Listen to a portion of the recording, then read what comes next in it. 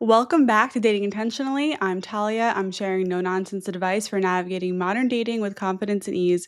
Whether you've been on dozens of dates or you're just getting started, I believe dating can be fun. So, at the end of every episode that I do with guests, I ask them what they want to see more of in dating culture. And I've gotten some incredible responses and that I've mostly agreed with, and some that truly surprised me. I've gotten answers from guests who want to see more empathy to guests who want to see more daters experiment with butt stuff.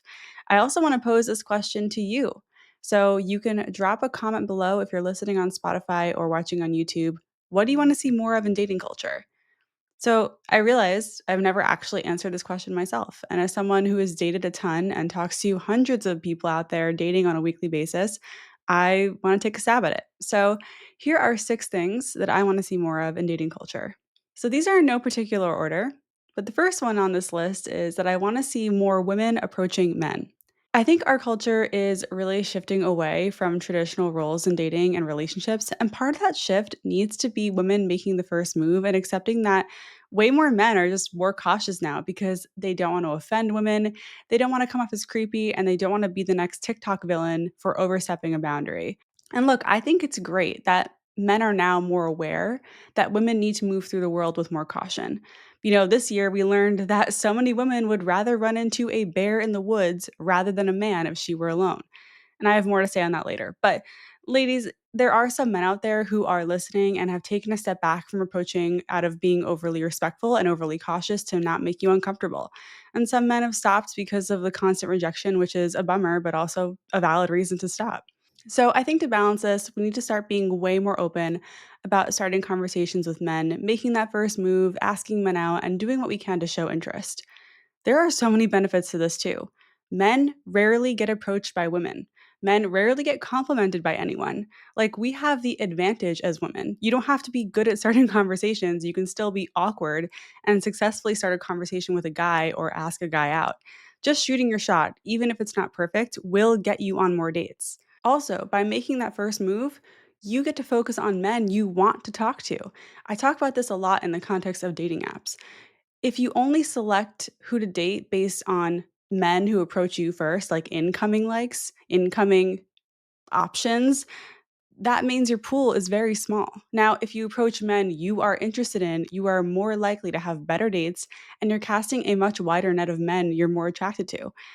And men listening, I'm not saying you're off the hook. I think everyone, no matter their gender or sexuality, should develop the skill of striking up conversations with strangers, even attractive strangers. It's just a good skill to have in life that we've kind of lost thanks to being on our phones all the time. So I want to see more women get comfortable approaching men first. The second thing I want to see more of in dating culture is more playfulness on dates. There's a lot of fear in today's dating culture, fear of getting hurt, fear of finding deal breakers too late in the game. I want to see more trust. I want to see more trust in yourself that you will be able to make decisions as things come. You don't need to figure it all out on date one. You don't need to lay out your entire personalities on the table super early on. And what I want to see more of is just playfulness, right? Just less digging for deal breakers, more fun. It's a tough balance to get to know a brand new person while also trying to size them up for a relationship. And on this podcast, I feel like I'm part of the issue because I talk a lot about the importance of compatibility and having conversations around lifestyle and what you want in some of these heavier topics. But if your dates are just that, dating isn't going to be fun at all. We need to find that balance.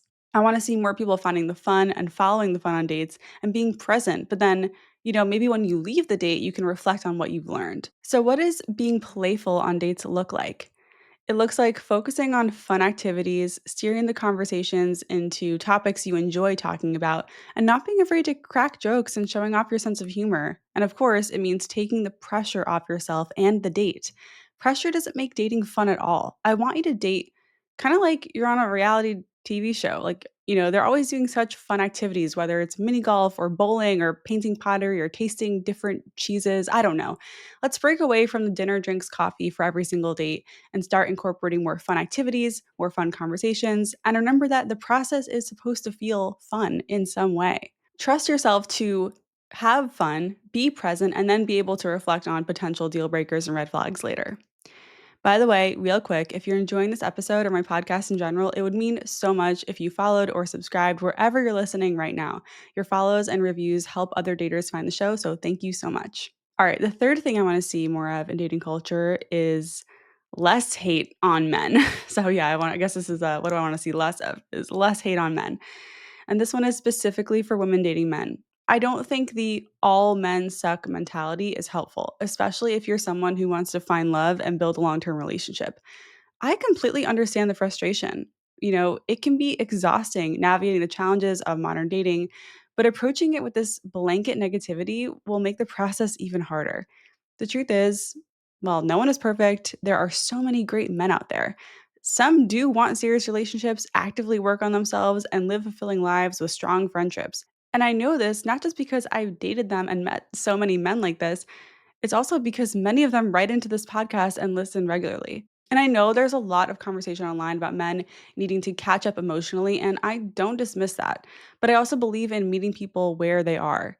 Even the most emotionally intelligent and secure partners will experience growth and healing within a relationship because it's just part of the process. No one is going to come to you fully healed. And I do believe that most people are genuinely trying to do their best. That doesn't mean that everyone's best will align with what you're looking for, and it's okay to set high standards, but I'd love to see more compassion and empathy and less of this all men suck mindset.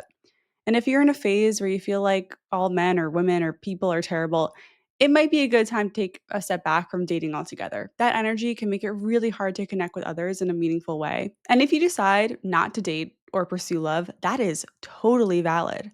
Plenty of people find fulfillment on other paths like that. But since this is a dating podcast, I'm here to focus on helping people who are open to finding love move forward with a little bit more hope. The fourth thing I want to see more of is self compassion and less self blame. So every week, I answer questions from daters everywhere. And one of the most common things I hear is, what am I doing wrong? He ghosted me. What did I do wrong? She said she wasn't ready for a relationship. What am I doing wrong? I keep not getting past the first date. What am I doing wrong? I want people to stop blaming themselves for the behaviors of others. Like, you need to realize that most of the time, the person who ghosted you or the person who said they weren't ready to commit would have acted that way with anyone, not just you. Sometimes it could be something you're doing, but a lot of times it's not. And we blame ourselves because that feels within our control. Like, we feel like if we point the finger at ourselves, we can fix something to avoid these situations. But that's not always how it works. Yes, sometimes there could be something you're doing or something that you're saying that drives people away. But I want to assume that if you're a respectful dater who is kind and present and asks questions, you're probably not doing anything wrong. I want to see less, what am I doing wrong? And more, what could I do differently next time? Because it's the word wrong that I have the issue with. Like, when you beat yourself up for every outcome in your dating life, you're making dating a lot harder for yourself. It takes two, right? Like, it's not just you in this process. Be kinder to yourself. You are also doing your best. You're learning and you're doing great. When I was dating, I dated a lot of people and I wasn't asking, what am I doing wrong? Even though I had to meet over 50 people to find one man I wanted to seriously date. I didn't beat myself up for not getting past date one with over half the men I dated. I internalized and knew that it'd just be a matter of time. And it was. Like, maybe you're not doing anything wrong. Maybe you just haven't met your person yet, which is something that's not fully in your control anyway. Continuing to beat yourself up isn't helping that time pass. The fifth thing I want to see more of in dating is more curiosity and openness. I want to see more curiosity and openness to differences because I think in today's dating culture, we are way too quick to judge and make assumptions that hold us back from finding a great partner. It's easy to label something as a red flag or decide that a different perspective is a deal breaker when really might just be an opportunity to learn or grow together. For example, maybe someone has a different way of handling conflict or maybe a different family dynamic or a hobby that you don't fully get. Instead of dismissing these as incompatibilities and walking away, maybe ask questions. Why do they think or act that way? What can you learn from their approach? You might find that what initially felt like a difference actually adds to the richness of your connection, or at the very least, helps you see the world through a broader lens. Trust me, when I first met my husband, he did and said a lot of things that made me go, what? Huh? And I had to ask for clarity, which helped me understand him better and get where he was coming from. I'm so glad I took that approach rather than writing him off right away. I know I sound like a broken record, but no one is perfect. And a lot of what we call red flags are actually just human traits. Of course, there are non negotiables and real incompatibilities, and it's important to honor your boundaries and needs. But there's also a difference between sticking to your standards and shutting the door on someone who might surprise you in the best way. Approaching dating with curiosity does not mean ignoring your needs or tolerating bad behavior. It's about being open to asking, what could this teach me? Or how can we navigate this difference together when something unexpected comes up? The more we embrace curiosity, the more room we have to create meaningful connections that might not look, exactly what we initially imagined. All right, the last one I want to see more of in dating is more courage. I really want to see more courage and risk taking in your dating life. I want you to embrace the fuck around and find out mentality, not recklessly, but with intention.